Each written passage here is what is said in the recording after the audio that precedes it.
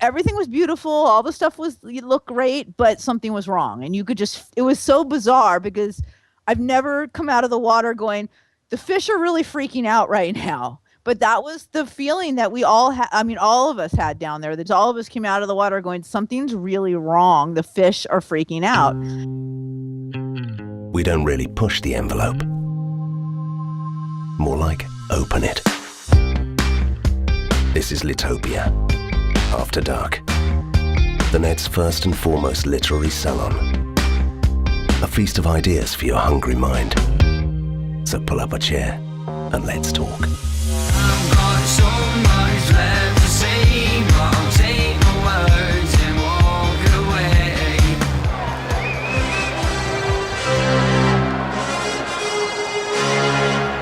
Good evening, sports fans, and welcome to tonight's edition of Litopia After Dark. I'm your host tonight, Ian Wynn, the techno-pagan octopus messiah, who, along with esteemed super agent Mr. Peter Cox and the always bubbly Dr. Allie Gardner, and our special guest, sports sociologist Professor Faye Wachs, we will tonight attempt to separate health from fitness, spectator from sport, you from the manufactured desire to attain those six-pack abs, and body dysmorphia from just plain ugly. So stick around. Not your usual Friday night, is it?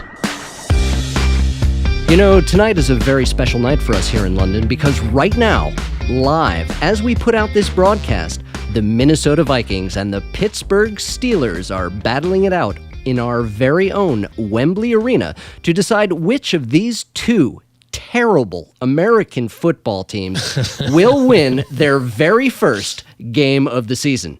If anyone cares, they are currently both 0-3. Excuse me, you're not supposed to encourage people to go and do something else. No, that's true, actually. Really? You've just driven all our listeners away. What, people want to go and watch two 0-3 teams play in Wembley? The game's almost over. But we're not here to talk about pigskin on the gridiron. No, we are way too highbrow for that. Although Minnesota is currently the defense on my fantasy football team. We're here to talk. You're such a geek. Hey, come on now. Oh my God. We're here to talk about your body. We're here to talk about sports, fitness, health, and that terrifying, anomalous specter creeping out of the nadir that is Men's Health magazine, which apparently outsells both GQ and Esquire combined, according to Faye. I'm talking about male body panic, panic, panic, panic. Pete, have you ever experienced male body panic? I did just then, actually. Apparently, that magazine you referred to, I actually used to buy it for a time until, you know, and I'm not prejudiced. Everyone who starts a sentence saying I'm not prejudiced is definitely prejudiced, but I'm not prejudiced. But until I learned, to my horror, that almost everyone who buys it apparently is gay. Why should that be to your horror? Well, I mean, I wasn't looking at it for the pictures of ripped abs and stuff. I was trying to, pick up some basic health tips. I buy it when I get on the plane. It's like very, very mild gay porn, apparently. It is for gay porn. Let me speak from experience here. It is very, very mild. I generally buy it when I get on the plane, but my wife has banned me from looking at it because it makes me, horny. Well, no, it gives me male body panic. All right. But we're joined tonight from the Hollywood Hills by the former president of the North America Society for Sports Sociology, co-author of Body Panic, Panic, Panic, Panic, Gender, Health, and the Selling of Fitness. I love how you're doing all your sound effects. That's fantastic. It makes my work very easy. Marathon runner Professor Faye Wachs from California Polytechnic, Pomona. Good evening, Professor Wachs. How are you doing this afternoon? Oh, great. Thank you. How are you? We are doing fine. We've had our tailgate party before the game, and we're a little liquored up. But before we begin, I'd like to lay down one important ground rule, if I may, Sure. and that is, if you do happen to be watching the Vikings-Steelers game, please don't tell me the score. Absolutely. You are such a nerd. Okay, lovely. Faye, to kind of break the ice here, where were you on Boxing Day, which I believe is in December 2004? Yeah, and you're just, you happen to have the advantage of me being possibly the only American who knows when Boxing Day is. I was scuba diving off the coast of Thailand, off a little island called Koh Phi Phi, where I was lucky enough to live through the tsunami by scuba diving through the middle of it. Ooh. Wow. Boy, that is a big story. Yeah. Come on, tell more. Please, if you would, can you start with "There I was"? There I was, about 60 feet down. We were wreck diving off the coast of a little island called Koh Phi Phi, which is beautiful. And I have to say, no one ever asked me about diving the day before the tsunami. So I just want to say I went diving the day before, and it was amazing diving. I mean, I had a leopard shark coming right up to me, and it was a really great experience. So we went back the next day and booked a dive, went out to a wreck, dropped into the water, and we're starting what we hoped would be another fantastic dive, and then everything whited out. When you say whited out, In underwater, when a lot of debris is in the water, it gets kind of gray or white. So the visibility went to zero. Pretty quickly, and I just happened to be right next to the dive master, and so he just grabbed me, and I grabbed him, and all we knew is that we were moving really fast and we couldn't see anything. And I mean, when I say couldn't see anything, I mean like you really, I put the hand out in front of the face, and for a while really couldn't see my hand in front of my face. Gee. So you knew something extraordinary was happening. Well, actually, no, I really didn't, because I just figured it was some sort of strange current or tide. Honestly, as Ian is a former scuba diver knows, you're right. You're focused on living. So you sort of focused in on like, what do I need to do? And so I grabbed my gauge and I looked at my gauge, and that's when I saw that I was going down, which I knew I was going somewhere, but I didn't think down was involved. And I was in meters, so I'm, gauge. Right. And so, yeah, I'm looking at the gauge, and it's going down, and it's in meters. So I'm like multiplying in my head. I'm like, we're going down pretty far and pretty fast. And I think he said there's no decompression chambers in Thailand, and this doesn't seem good. So I looked over at the dive master. There is good, yay! Maybe they just tell us that to try to make us be careful. And he had a look of abject terror in his eyes, and that's when that's when I got a little worried. I was like, he's in charge, and he looks absolutely terrified right now. Yeah. And so we both started trying to, do an emergency ascent. He was signaling emergency ascent, so we were trying to ascend, and I'm looking at the gauge, and we're still going down. So you're actively kicking towards the surface. We're inflating our BCDs, and we're still going down. Oh, wow. But what do you do if you're being sucked down? You've inflated your BCD, which is a buoyancy compensator device, which is filling with air. What happens when that current stops and then you're full of air and you shoot toward the surface and get an embolism? I mean, that would be also a concern. You need a decompression chamber. That's what you need. Yeah, we basically have your hand on the release, and you're holding onto it in one hand so that you can release the air immediately if you start shooting up. But yeah, at that point, though, I was still dropping. So I've got one gauge in one hand. I've got the control in one hand and the gauge in the other, and this guy's holding on to me, and I'm looking at it, and we got down to probably about 180 feet. Oh, my God. Which was, yeah, jeez. I mean, I'd done that before diving, but it was always a big deal, and you were very careful. And so at that point, I was ready to drop my weight belt, and we were getting ready to flip upside down, drop our weight belts, and swim down, knowing we would shoot up if we dropped the weight belts. And then it just sort of started slowing down, and we started ascending. So then we released the air and did an emergency ascent and got to the surface, and Did you take a decompression stop? No, we didn't. We did just the straight emergency ascent, get up straight there to the surface, and got up there. And this was a pretty popular dive spot. There were only 5 people on our boat, but there were lots of other boats. And so this was, maybe 20, 25 divers popping up going, everybody with the same question, what the hell just happened? And nobody had any idea. No one had any clue. And of course, what are we doing? What are they doing? They're radioing the dive shops back on the island, and no one's getting a response. And of course, that's because the dive shops are now gone. So were the boats still there? The boats you were diving from? Oh yeah, because we were in deep water. So in deep water, all the action's under the water. Right. It's when you get close to shore and all the water pulls out that you get the giant wave coming in. On the surface, it just feels like a big swell. Yeah, that's what they told us on the boat later when we found out what happened. But yeah, we had no idea what happened. We just And you continued with your day? Did you have lunch? Yes, we went to the next dive spot to go diving, because we're like, well, that dive had to be aborted. Let's go do another dive. How was the visibility then?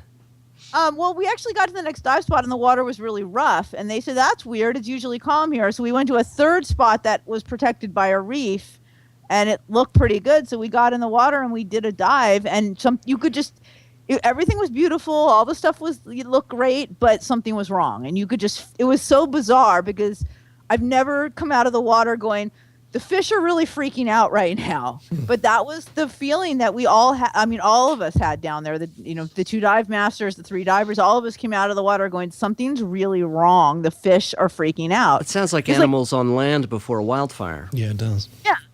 And it was like species that are normally aggressive towards others, fish of the same species, were like huddling in groups. We're like, wait, you guys should be trying to kill each other. What's going on? And fish that normally were schooling in much tighter groups than usual. And everybody just seemed... The lion laid down with the lamb.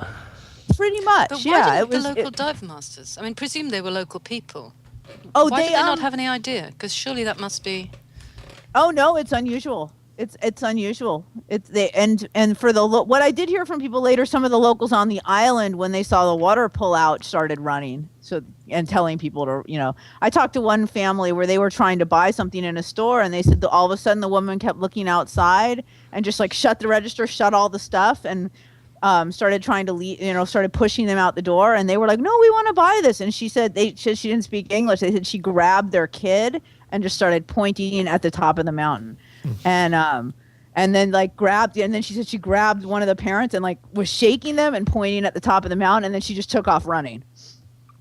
And they were like looked at each other and just took off running after her. They're like, whatever she's afraid of, we're following her. And they said then they saw the wave come through, and they're like, oh, she saved our lives. So after this dive, you went back to Koh Phi Phi, and there your hotel... There it wasn't.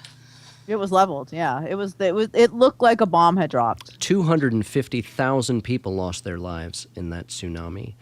And you and your husband at the time remained unscathed. I imagine the next few days were quite troublesome. You didn't sleep for a while. It must have been terrifying. Well, honestly, when we got back, there were so many people buried in the rubble and so many people sort of scattered around. I mean, the island was only 2 square miles, but there were people scattered all over it who were severely injured and or buried in rubble.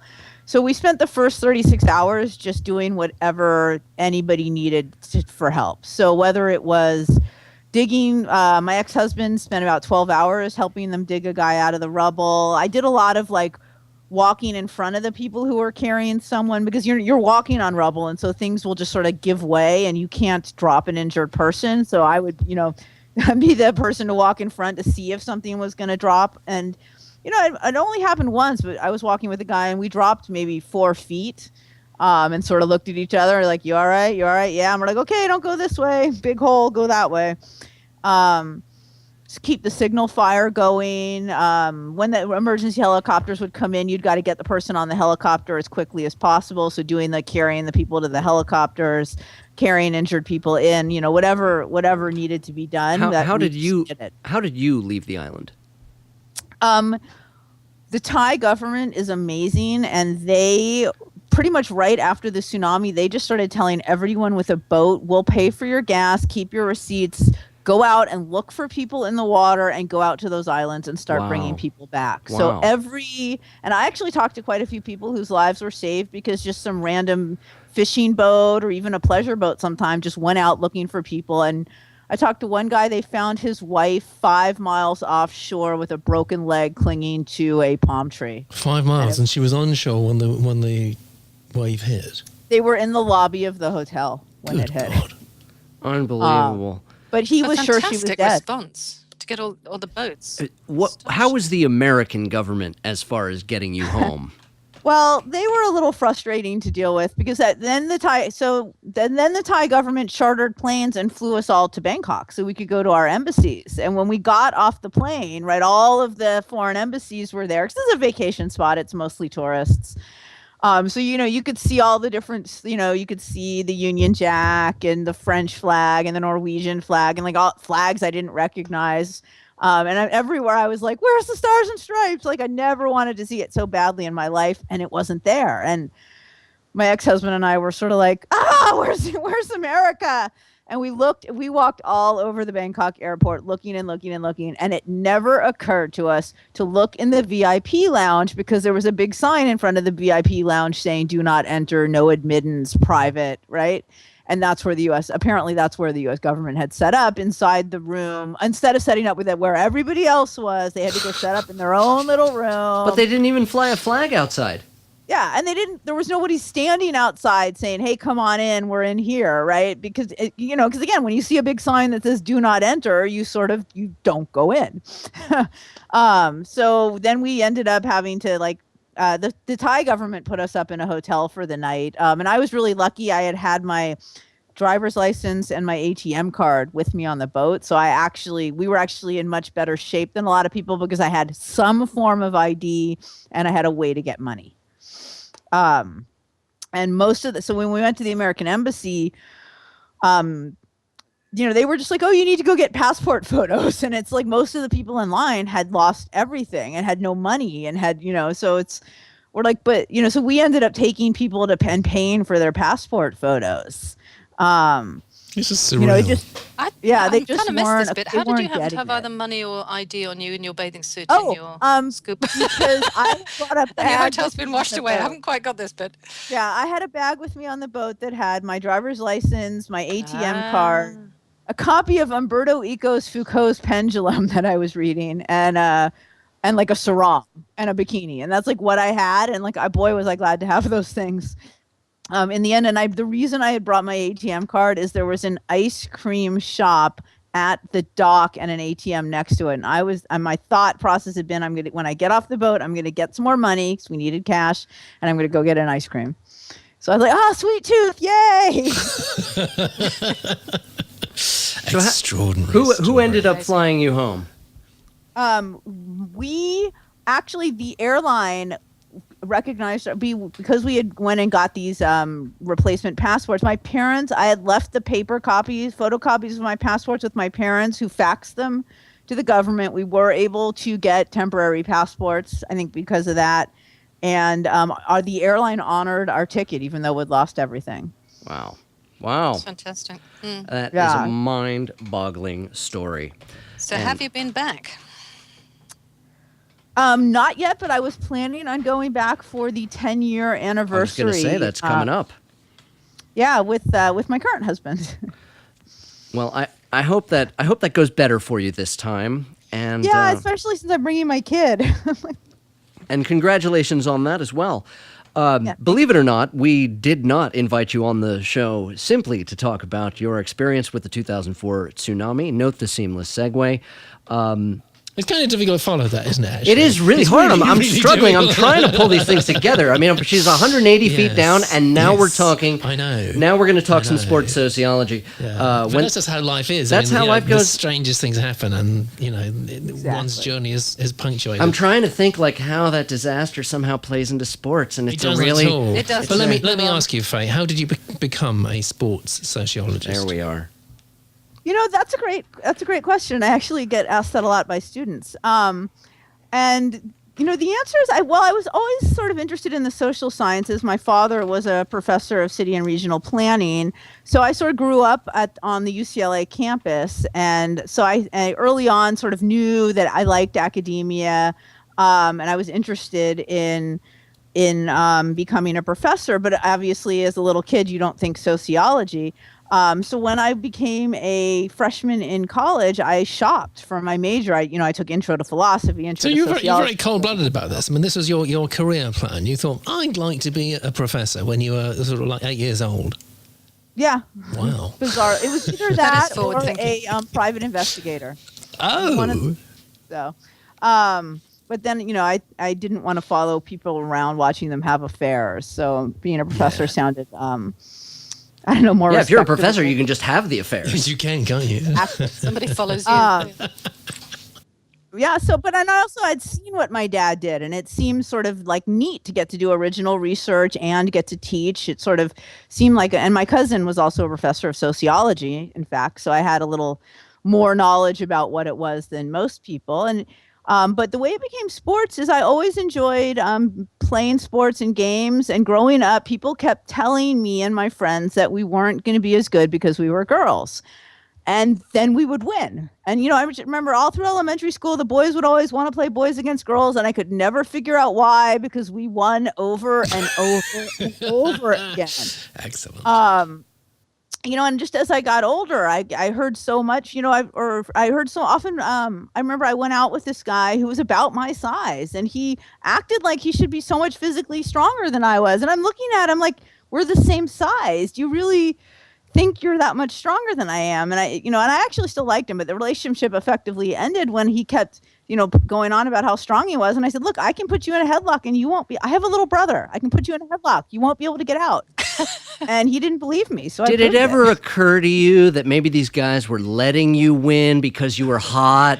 Oh, yeah. No, not in his case. No, because no, you can tell No by the man look on would their let a face. woman win something like that, or an arm wrestle. Yeah, especially as kids. And, Our secret is that was safe, Pete. obviously.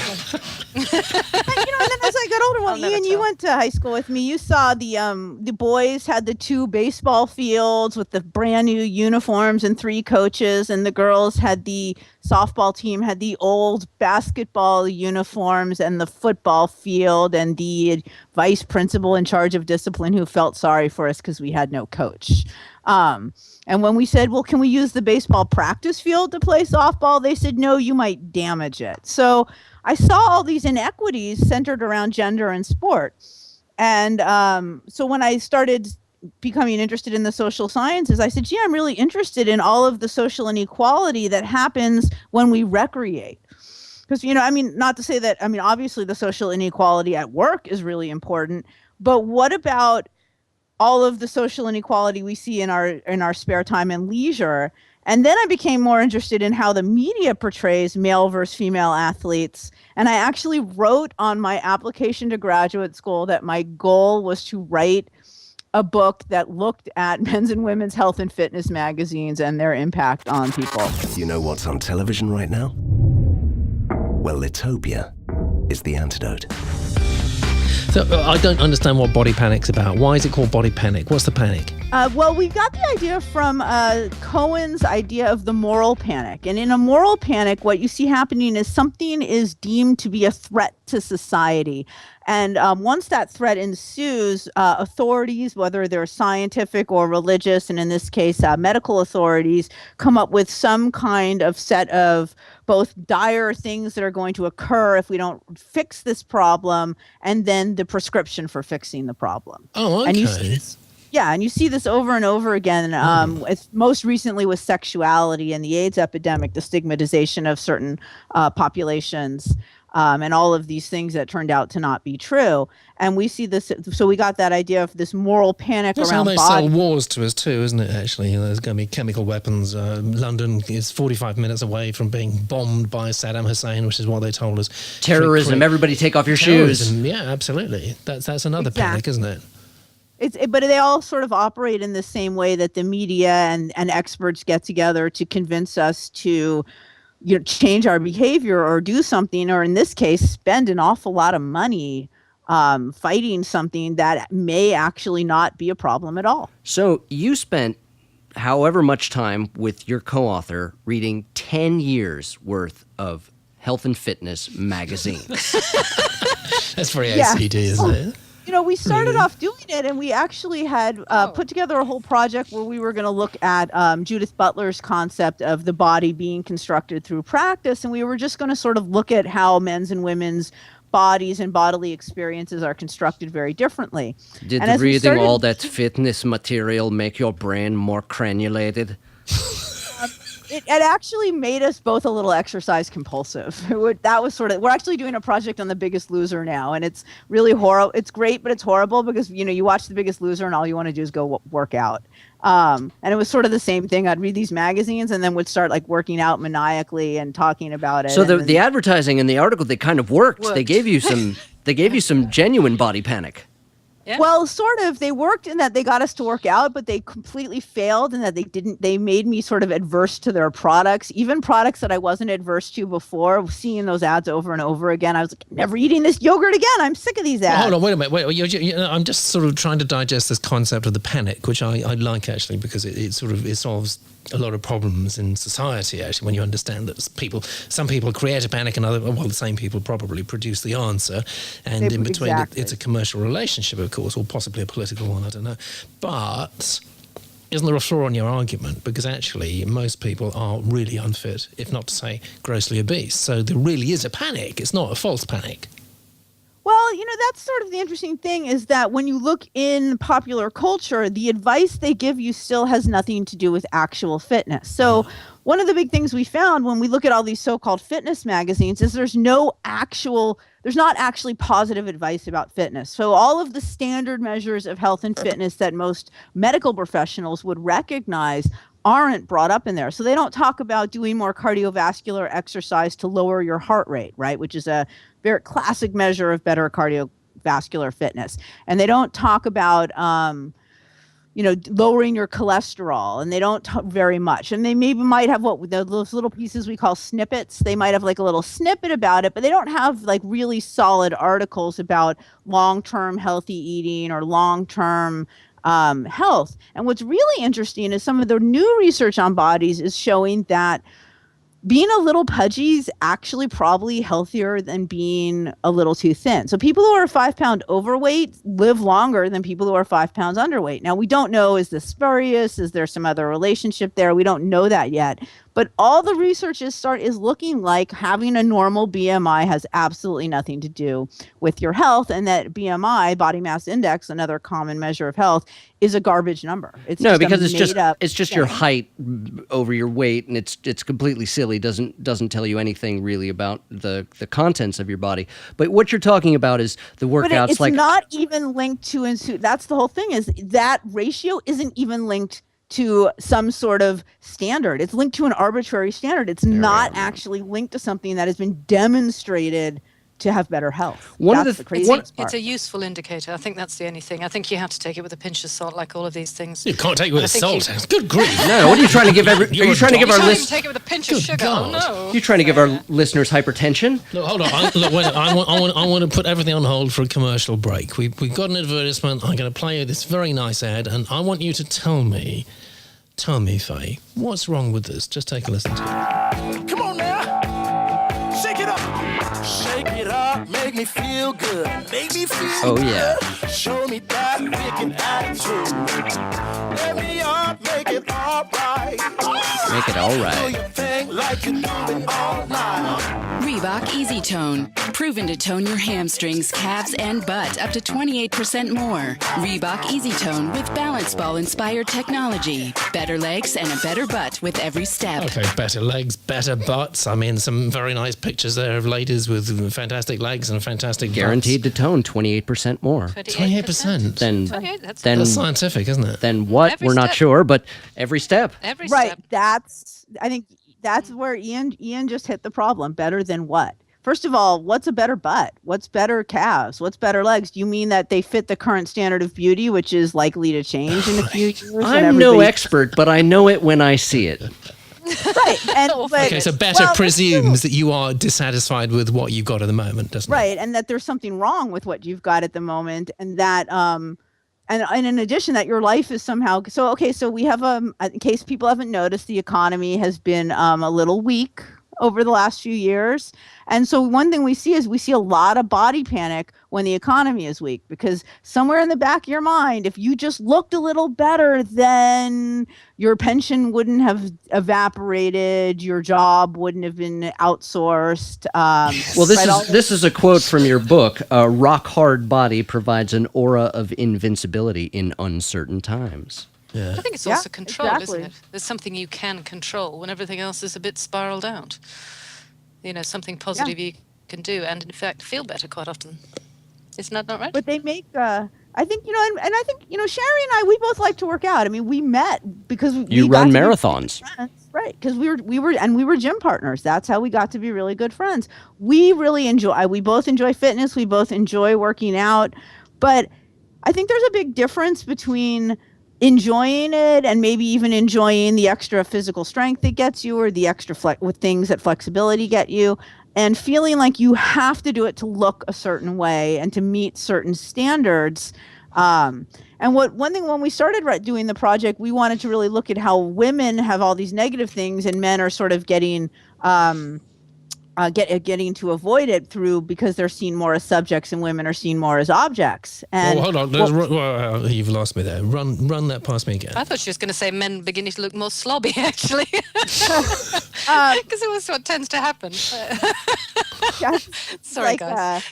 400 years of feminist theory in 2 minutes. But basically, one of the ideas is that historically, and when I say historically, I mean like since Greek and Roman times, women tend to be framed more as objects. So the women tend to be evaluated more by how they look, how they appear, how they serve, whereas men tend to be the subjects of action, and they tend to be evaluated more in terms of what they accomplish or produce.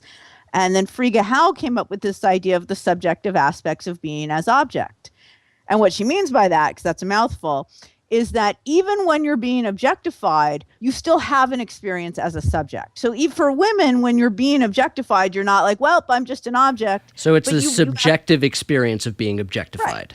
And you can enjoy it, right? So like going to get your nail, like going and getting all made up and looking good, like that's fun, right? Going to get a massage is nice, right? You feel good after, and getting your nails done, right? It can feel really you nice. get vomited on, but we won't go into that. No. All right. This whole argument is very, very female. It's very, feminist. I want to move it to this end of the spectrum, and I've got it's rather long actually, but let's break it up into little sections, all right? This is Hang on, so you're doing a male takeover bid here? Yes, I am. Well, I'm producing the damn show. In Pete's defense, Faye talks about a third wave crisis of masculinity, about how the way women have been feeling about their bodies. Which, to quote her book, in such an environment, the consumer begins to see his or her body as an alien object that must be constantly managed through consumption to preserve position and identity. And that spoke to me because it's what's been happening to women for many years. Is they've been feeling insecure about either their legs or their ass or their face or what. And the Cosmopolitan and Vogue have been playing on those fears to sell them all kinds of things. And now with a magazine like Men's Health that Faye's looked at along with numerous others, you're confronted at every turn by these flat six-pack abs and, what do I have to do to look like that? And is this what women want? Like, do I have to have this perfect body? Not just, as she says it says on the back of the book, not just muscular, but cut. It's not that I have to be strong. It's that I have to look like, an action figure. That's pretty strange, because I know, from talking to people at gyms right here in London that... trainers often get fed up of men coming along, and what men want almost always now is they want six-pack abs. They don't want to get healthy. They just want to look, like the person they've seen in Men's Health. Why do you happen to be having these conversations, Peter? Why? And men's bodies. Why? Men want a friend of yours Those went men in. don't even look trainer. like I want to have a body like right? that, right? All right, look, listen to this. Even I can find quite a lot of things to object to in this commercial. You want it? We got it. Get bigger, harder, and stronger with the all-new powerful Tower 200 from Body by Jake. You got a door, you got a gym. Check it out. With the Tower 200. Bigger, harder, stronger. They're talking about my penis, aren't they? They are. Yeah, that that is not subtle. No, Pete, they're talking about my penis. They are. They play on male insecurities. Completely. But listen. This horrible way. Listen to Body by Jake. You got a door, you got a gym. Check it out. You got a door? I've got a door. I've got several doors. You've got several gyms. I've got several gyms. Man, I'm going to be massive. With the Tower 200, you get up to 200 pounds of explosive resistance delivered through our multi-tension power cords and over 200 killer exercises that push your muscles to the max. Okay, No I've got to dumbbells, say, no machines, you can't see no this. method. The imagery it's borderline fascist, actually. This is like Lenny Riefenstahl makes commercials. Circa 2013. It's extraordinary stuff, actually, and it is quite disturbing. I mean, just listen to some of the language of this. It's the killer. They say killer a lot. Screw the gym. Get crazy. It's very aggressive stuff, actually, and it's not at all. I mean, I do go to the gym a lot. This is not my experience at all. Pete's got thighs like anacondas. Did they think? 200 pounds of explosive resistance could be your wife. Call now and get your own Tower 200 with 200 pounds of explosive resistance. Plus, the body shredding drop-down workout chart, instructional manual with 200 killer exercises. Randy Couture's 11-minute mother of all workouts. 11 minutes a day. Yeah, it just goes I've on got and 11 on. minutes. Just 11. I mean, there's 11 minutes. You can't time me at 11 minutes. I mean, this is actually, it is for slobs, isn't it? I mean, it's for loners. It's for very sad people, actually. And what I worry about for this is I think that the next sort of lunatic shooter is going to be watching this kind of stuff. I mean, it's very, very loner. It's an army of one. It's, I can do it all by me myself. and my door. My 11 It minutes. is. It's sort of fascism, really. It is, but there's also it's for people who what they don't talk about is, for example, at least here in this, first of all, here in the States, the next shooter thing is probably in 10 minutes. So unfortunately for us. But what also we notice is that people have jobs, right? So everyone, I think most people would like to be in better shape, but what stands in the way of fitness for most of us is jobs, children, commutes, older care, right? And the way that you address that problem is with societal support that allows people to have enough time to be indecent, to be able to get in shape in a way that appeals to them, rather than the sort of rigidly defined, you must work your muscles in this very particular way that may make you look good, but probably isn't actually all that great for your health. Ali, if you could weigh in on from the physician's point of view, I'm so glad you've allowed us to go to you for that. You spent all that time in medical school, and now here you are. I know nothing about medicine. I was playing squash all the way through. I find that hard to believe. Don't come to me. And I'd like to talk to the intern who wrote all your papers. Well, look. I mean, let me just. No, Mike. I wanted to. All right, go on. I'd like to ask Ali. Yeah. Are 6-pack or 8-pack abs good for your health? Not particularly, no. I mean, the people who do better with exercise tend to be the moderates. It's neither, the marathon runners nor the other end, the couch potatoes. It does tend to be people in the middle. And most of the people in the middle don't have 6-packs. They are a sensible, healthy weight and exercising at a moderate level. So no, 6-packs are not necessary. Cute, but not necessary. I agree completely. Like, even though I run marathons, like, I run them as a moderate. Like, I finish with a big happy smile on my face. I'm not one of those people who's like, I must beat my time from last year. My whole goal is to meet people, see the city in a new way, and enjoy myself. And I've noticed that my friends who are I've got to beat my time, I've got to do this, they always end up with injuries. I've been doing this for 10 years now. Injuries. You're absolutely right. And this is one of the things I really object to in this commercial. A lot of stuff that seems to be aimed towards men. I mean, they talk about this. They absolutely play down the injury. They call this a body shredding routine. A body shredding routine. And I mean, my main goal when I'm in the gym is don't get hurt. Because, if you get hurt, if you take yourself out of action for 6 weeks, you're going to get unfit. Do not take yourself out of action. What Don't happens shred to your body. a tree in a tree shredding machine? Exactly. Faye, in your book... Well, what Shari actually and I always said about that is they always tell you to push it to your limit. And there was a day where we looked at each other and we said, well, how do you find the limit? You push it till it breaks. That doesn't seem very smart. Well, since we have an NFL game winding up here in London, if anyone gives me the score right now before I go home and watch it on the DVR, I'll kill them. You mentioned in your book that the NFL injury rate, this American football, is 100%. That everyone who plays American football will get injured. But you mentioned the fact that, I hadn't thought about this before, but so quickly you get an image of a stretcher, they replay the injury, they get the guy off the field, and what happens next? He's replaced by a fresh, healthy player, just like that. And the other guy, if would you expect that they're replacing with an injured player? Well, but actually, if it's 100%, then they probably do. Someone who's injured enough, but they can still play. But from the spectator angle, you don't really focus on the injury. In fact, they cut to commercial while they get the guy off the field. He waves from the stretcher, and then you don't hear from him until he can check in again. And it really gives a false impression, especially to kids, of what actually goes into playing these sports, and hardly any, I'm guessing, of the fitness magazines, how to recover from injury. How much of that did you find, Faye? Well, in the fitness magazines, when they talk about injury, it's definitely not the kind of injuries you're actually going to have playing sports like football, like massive head injuries. They did talk. They would, you know what? It's interesting because they would, they would pay lip service to things, but they would always undercut the message with imagery. So you saw this in the women's with eating disorders, where they would say, love yourself at any size, and then they'd never show you an image of anybody who was, a normal size person. And of course, the people in the magazines don't even really look like that, right? They're airbrushed, they're detailed. And for the men, the same thing, right? They don't ever, they'll pay lip service to it. They'll say and make sure you take a break if you're hurt.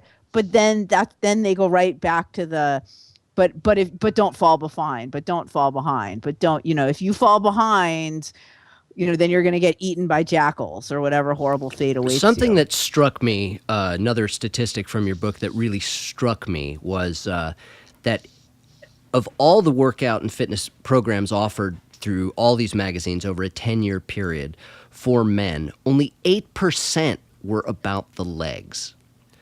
Yeah. So, I mean, the men are all upper body. Men, all the training regimes are, yoke out your biceps, have bigger guns, bigger pecs, but 8% about the legs, that's, by mass, your legs are your biggest muscle group in your body, and surely they've got to be trained. And so you have all the, and also if you're only going to put weight, if you're only going to use weights for your torso and your arms, it's putting tremendous pressure on your spine and your legs, which if they're not strong enough to bear that weight, you're going to cause yourself an injury. Yeah. I wonder how much of that is because the only part of a man you see generally is from the chest up. He's sitting at a desk, he's wearing trousers. It's been proven, the sexual dimorphism. Women do prefer men who've got broad shoulders and a tapered waist, and so that's why we do those stupid things in the gym. That's evolutionary. But it's not a good image, though, isn't it? This man with huge chest, huge arms, and all the rest of it, and these teeny, skinny, little runty legs. It's not perfect, is it? Well, there's a long history too of making men are upper bodies, women are lower bodies, and there's a lot of literature in feminist theory that looks at all the different ways our culture sort of associates male with the upper body and female with the womb and the lower body, and they really, what we sort of hypothesize is that as men's and women's lives become more and more similar, and in many ways, right, men and women even look more and more similar as our clothing, because a lot of it's just clothing, right? As our clothing becomes more and more similar, they want to come up with all these ways to really differentiate us. So men have to make their chest, it must be their massive chests and shoulders, and for women, it's really interesting because there's this irony here. As for women, they keep telling you your hips and thighs and butt are different from a man's, and it's because they're bigger and they're too big, so you have to make them smaller. And we went, wait, if we're supposed to look different from men, shouldn't we then try to make our butts really big? Wouldn't that make us look more different? They were in the Stone Age, weren't they? When men were making effigies of women like that. Yeah, they were enormous. Yeah. And you look at the Greeks, even the Greek statuary, those were some, that's a whole lot of women right there. Absolutely. Yeah, and it's if you want to feel better about yourself, just like instead of looking at magazines, just look at like fertility statues, and you'll think, I'm way too thin. Oh man. But it's really insidious what they're doing to us, because they're telling you your body is wrong. And so they are giving you this relationship where your body is what you do with it, right? So instead of enjoying your sensation and how good it feels to like put the weight up and how you feel good after a workout, instead of focusing on your experience of your own body, you're always having to step outside your body. Did I lose any weight? Did I take anything off? Do I need to work on this? Do I need to tone here? And it really turns your body into this thing that's your enemy, as opposed to an alien object. The weird thing is for me that we have this sort of image of the perfect man and the perfect woman, kind of Barbie doll, possibly in Ken. But when you look at highly functioning athletes, they don't look like that. So why do we aspire? Even in that ad that Peter just played with Randy Couture and the amazing door gym, they don't show Randy. They show a male model doing all the workouts. Why? Because Randy Couture looks like a dude. He's built to fight. He's not built to look like a fitness model. He hasn't got a six-pack. He's got a shirt on. The dude is massive and he works out like crazy. And he's a bloody cage fighter. But who do they use in the ad? They use some guy with six-pack abs. So that's really strange, isn't it? It is very odd. To be something that is, whose only use is to be a model. Well, here's the argument that Faye, and I'd like you to weigh in on this, is Is this something that we're being, because if you talk to women, generally they will say, oh, I don't really like those, those guys on the fitness magazines with the huge muscles, and I think it's disgusting and blah, blah, blah. But how much of this not just muscular but cut elite athlete, male body type, how much of that is media driven and how much is driven by sexual selection?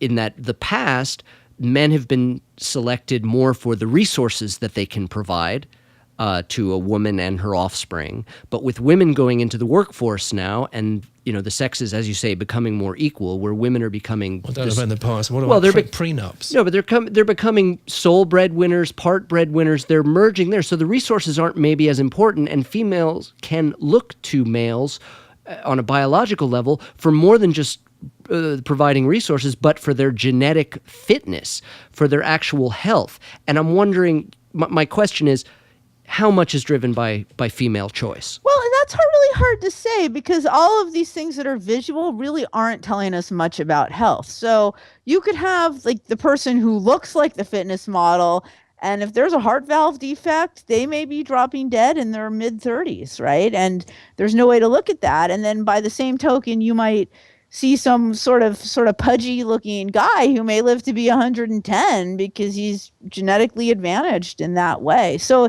it's hard to say with appearance how much selection plays into account. I would imagine with appearance, selection actually plays more into account because appearance is a pretty good judge of social class status.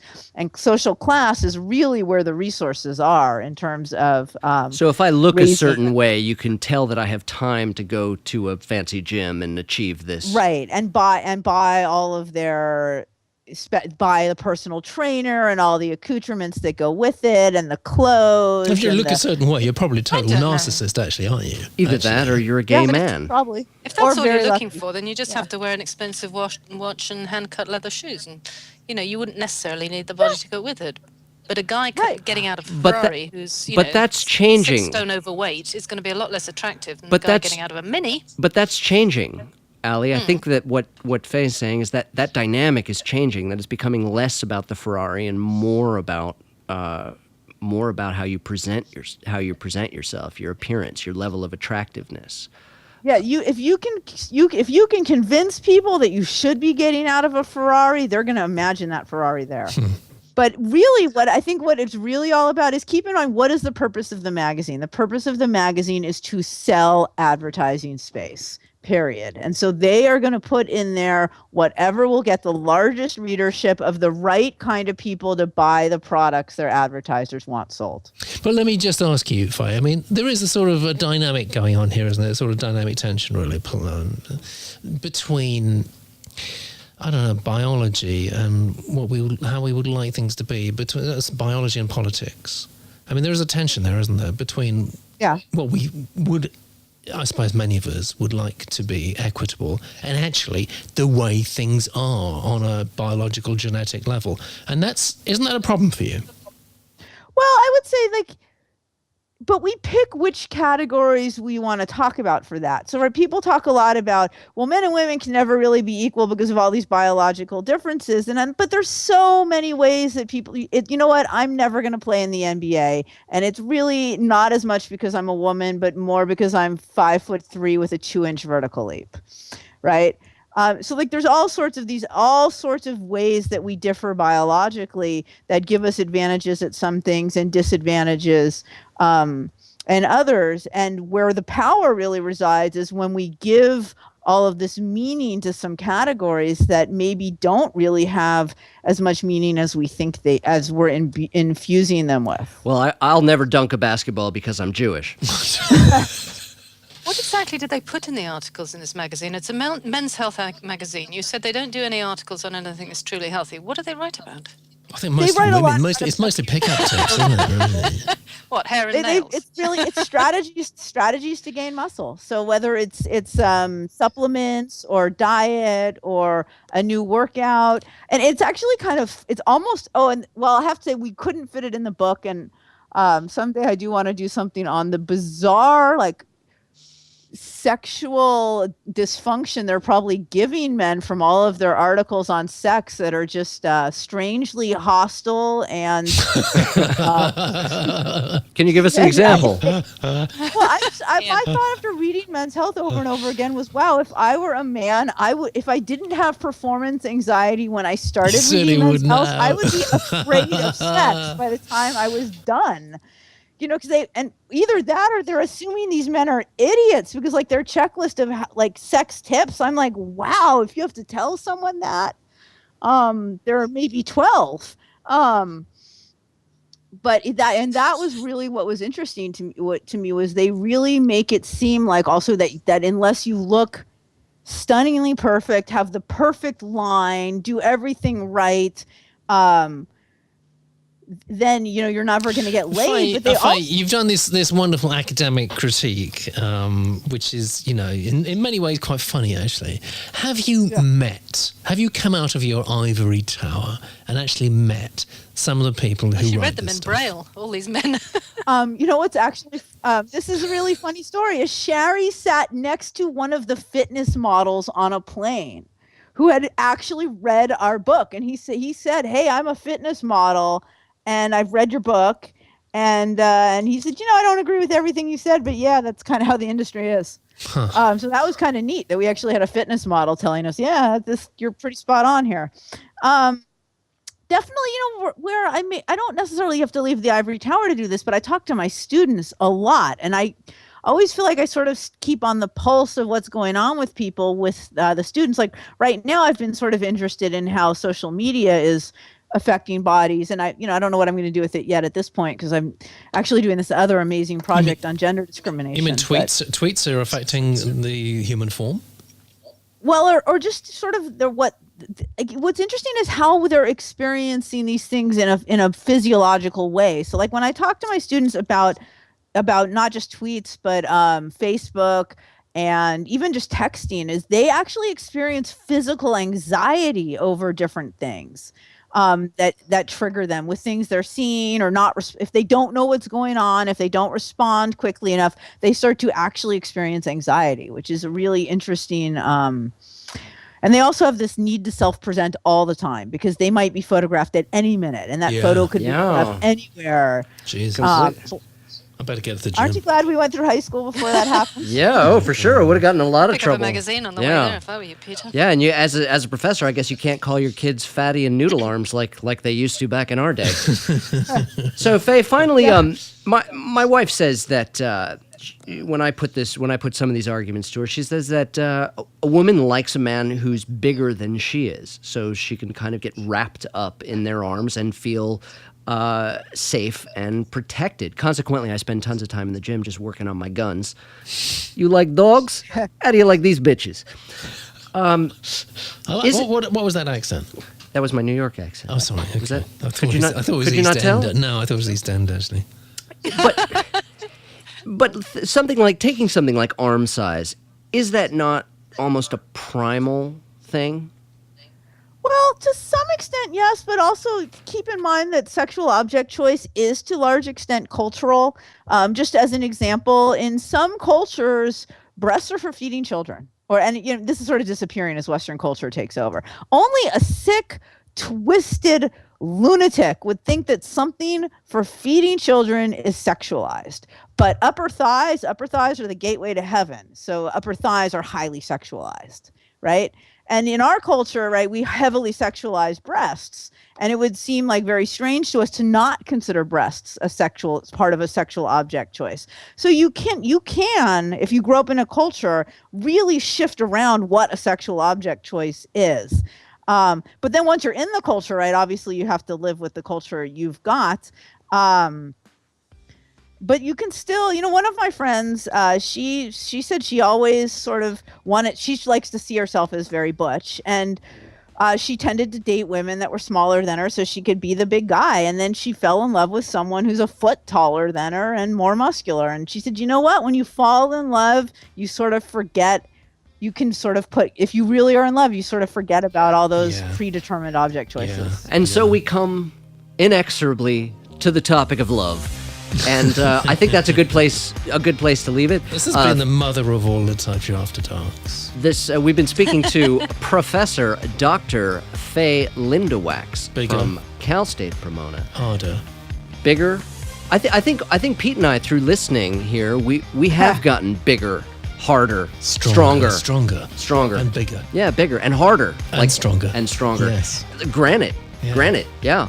One is glass. Rock hard. I feel cut. Guns.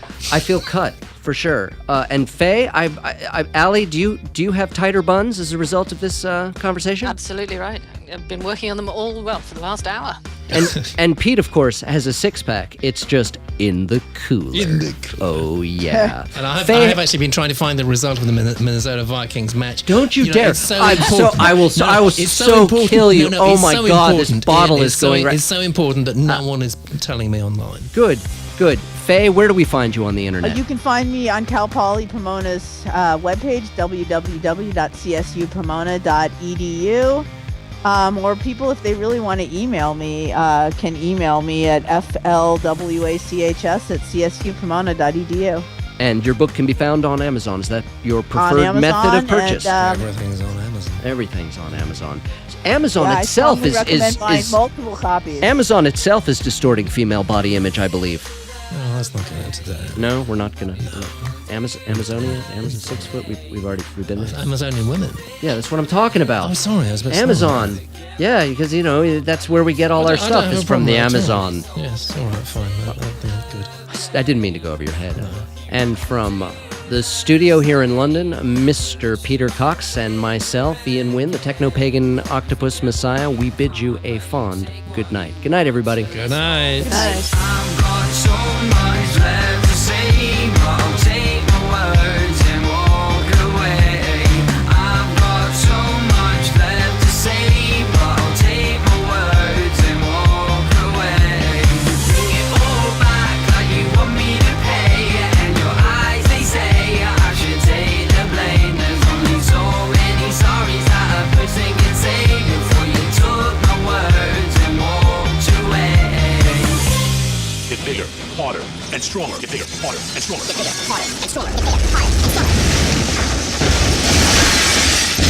Here we go again. Hit me. Hey kids, what time is it? Like Litopia. Then click the like button to share us with your friends on Facebook. It's what friends are for.